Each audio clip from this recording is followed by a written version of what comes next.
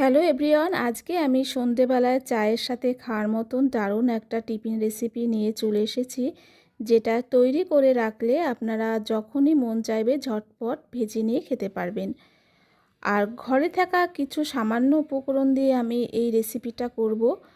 আর এই রেসিপিটা করার জন্যে আমি দুটো কাঁচা আলু নিয়েছি বড় সাইজের। আর এই কাঁচা আলু আমি গ্রেট করে নেব, তার জন্যে গ্রেটার নিয়েছি। আর গ্রেটারের বড় পাশ দিয়েই আমি আলুটাকে গ্রেট করে নেব। ছোট সাইজ দিয়ে গ্রেট করার দরকার নেই, বড় পাশ দিয়ে করলেই হবে। তাতে আমরা যখন খাবারটা খাবো আলু যে দিয়েছি সেটা বোঝা যাবে। তো এখানে আমার আলু কিন্তু গ্রেট করা হয়ে গেছে। এবার আমি 2 থেকে 3 বার ভালো করে আলুটাকে ধুয়ে নেব।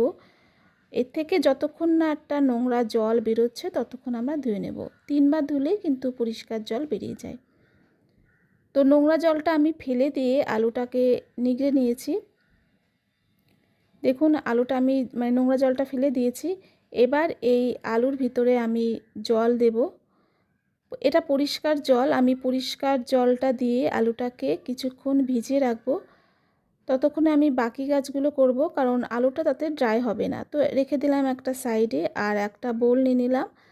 আর এই বোলে এবার এতে দিয়ে দিচ্ছি হাফ কাপের একটু কম সুজি। আপনারা সুজি যেমন খাবারটা করবেন সেরকম পরিমাণে দিতে পারেন, কম বেশি।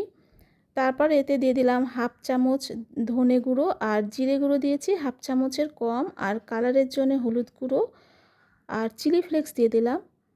এবার দিয়ে দিচ্ছি কারি পাতা, ফ্লেভারটা সুন্দর আসবে। যদি কারি পাতা অ্যাভেলেবেল না থাকে আপনারা এর জায়গায় ধনে পাতাও দিতে পারেন। আর আমি এখানে দিয়ে দিলাম কাঁচা লঙ্কা কুচি আর হাফ কাপ জল দিয়ে দিলাম। এবার সব কিছু ভালো করে মিশিয়ে নিতে হবে। খেয়াল রাখবেন যাতে কোনো লাম্পস না থাকে।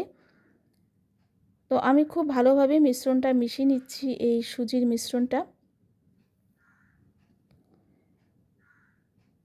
এখানে দেখুন আমার সুজিটা সুন্দরভাবে মেশানো হয়ে গেছে।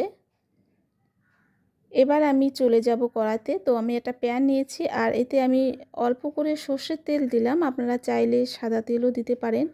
তেলটা যখন ভালোভাবে গরম হয়ে যাবে একেবারে অল্প করে আমি এখানে গোটা জিরে দিয়েছি, আর তার থেকে বেশি দিলাম জোয়ান।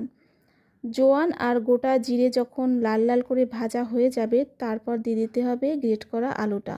আমি জল সমেতই আলুটা দিয়েছি। আর আলুটা দিয়ে তেলের সাথে ভালো করে মিশিয়ে নিতে হবে। এই খাবারটা করার জন্য কোনো রকম সেদ্ধ আলুর দরকারই পড়ে না। এরকম কাঁচা আলু দিয়ে বিনা ঝঞ্ঝাটে আপনারা কিন্তু খাবারটা করতে পারেন।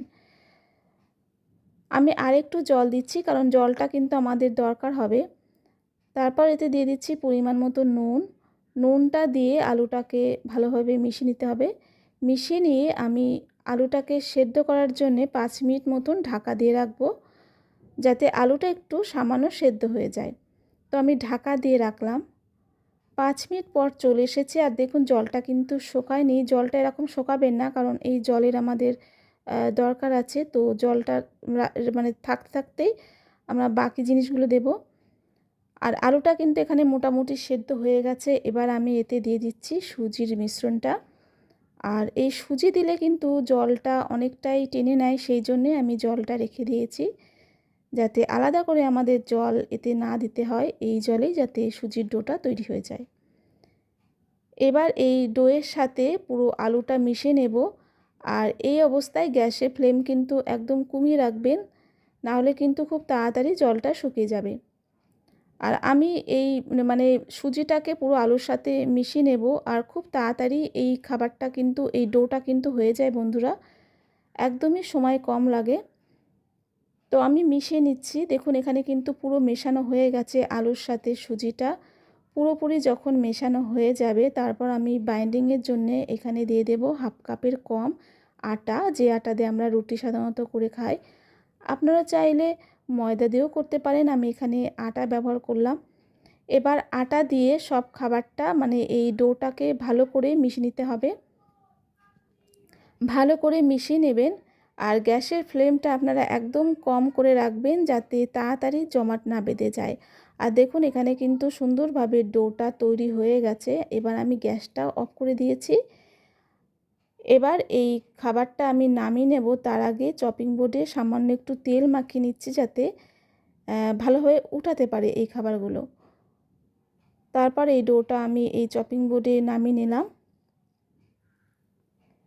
আর এটা নামিয়ে একটু পাতিয়ে নেবেন, একটু মোটা করে রাখবেন, বেশি কিন্তু পাতলা করতে যাবেন না, খাবারটা কিন্তু একটু মোটা থাকবে, সেই দিকে একটু খেয়াল রাখবেন।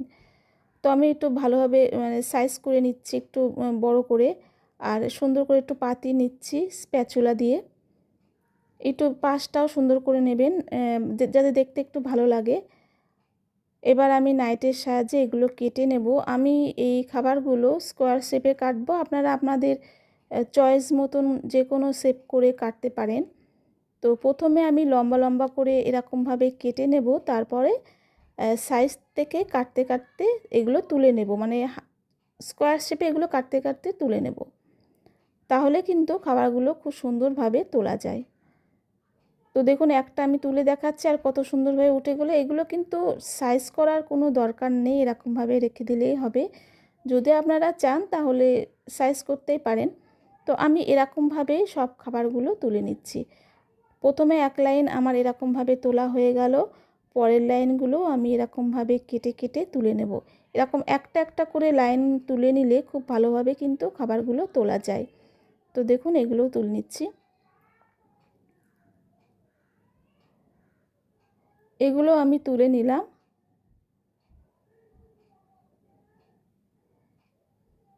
সব কিছুই আমি মানে সব খাবারগুলোই আমি একটা প্লেটে তুলে নিয়েছি দেখুন।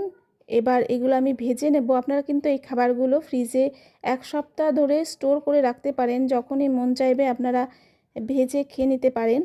তো এই খাবারগুলো আমি শ্যালো ফ্রাই করব, আপনারা চাইলে ডিপ ফ্রাই করতে পারেন। আর 1 মিনিট পর আমি এগুলো উল্টাবো, তার আগে কিন্তু উল্টাবো না। আর গ্যাসের ফ্লেমটা আপনারা এখানে মিডিয়াম করে রাখবেন, আর লাস্টের দিকে হাই হিট করে ভেজে নেবেন, তাতে কিন্তু খাবারগুলো খুব সুন্দরভাবে মুচমুচে ক্রাঞ্চি হবে। তো আমি একে একে প্রত্যেকটা খাবার এরকমভাবে উল্টে দিচ্ছি। প্রথম দিকে গ্যাসের ফ্লেমটা আমি মিডিয়াম করে রেখেছিলাম, আর লাস্টে আমি হাই হিট করে রেখেছিলাম, যাতে ভালোভাবে খাবারগুলো ক্রাঞ্চি হয় আর সুন্দর একটা কালার চলে আসে। এই খাবারগুলো আপনারা ফ্রিজে রেখে দিতে পারেন কোনো ভালো কন্টেনারে। 1 সপ্তাহ ধরে আপনারা রেখে খেতে পারেন, একদম নষ্ট হয় না। আর মানে যখন মন চাইবে আপনারা কিন্তু ভেজে খেতে পারেন। তো এপিঠ ওপিঠ করে আমি এইগুলো ভেজে নিচ্ছি দেখুন।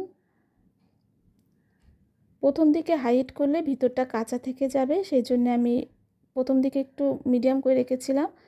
আর এবার দেখুন কালারটা কত সুন্দর হয়ে গেছে, এগুলো ভাজা হয়ে গেছে। আমি তেল থেকে ভালো করে তেল ঝরিয়ে তুলে নিচ্ছি।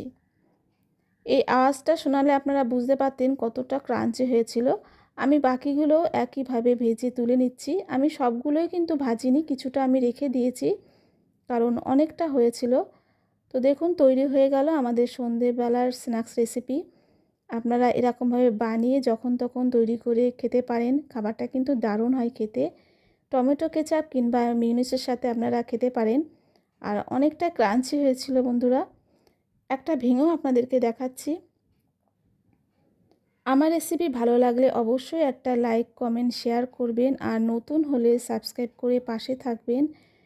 ততক্ষণ অবধি সবাই ভালো থাকবেন, সুস্থ থাকবেন। আজকের মতন এখানেই বিদায় নিচ্ছি। ধন্যবাদ।